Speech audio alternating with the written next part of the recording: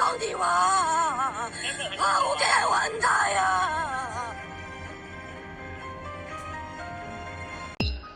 ভিডিওটিতে যে মেয়েটির কান্না আপনারা দেখতে পাইলেন, এটি হচ্ছে হংকংয়ের একটি মেয়ে।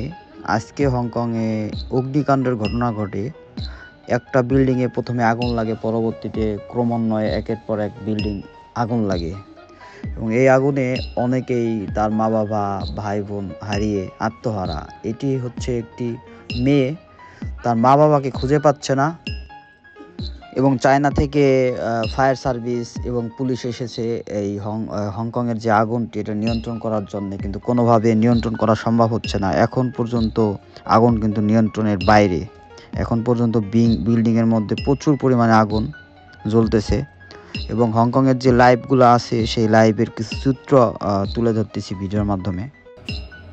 এখন হংকং টাইম হচ্ছে 3টা 27 আর বাংলাদেশ টাইম হচ্ছে 1টা 27। আর এখনকার আগুনের পরিস্থিতি হলো এই, আগুনটা লাগছে হচ্ছে দিনে। আগুন এখন কিন্তু এটা কিন্তু লাইভে আছে, এই চ্যানেলটা এখন লাইভে আছে, যেখানে লাইভ দেখতে পাচ্ছি সরাসরি লাইভ।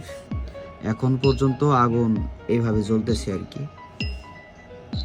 এ হচ্ছে আপডেট আগুনের, এখনো জ্বলতেছে এবং চায়না থেকে ফায়ার সার্ভিস আসছে আগুন নেভানোর জন্য, কিন্তু কোনোভাবে নিয়ন্ত্রণ করা সম্ভব হচ্ছে না। এবং আগুন নিভাইতে নিভাইতে একজন ফায়ার সার্ভিসের কর্মী কিন্তু নিহত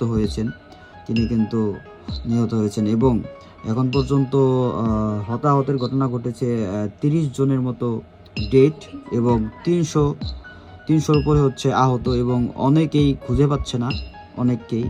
সেগুলো আসলে কালকে আসবে আপডেট। এ হচ্ছে এখনকার মতো আপডেট।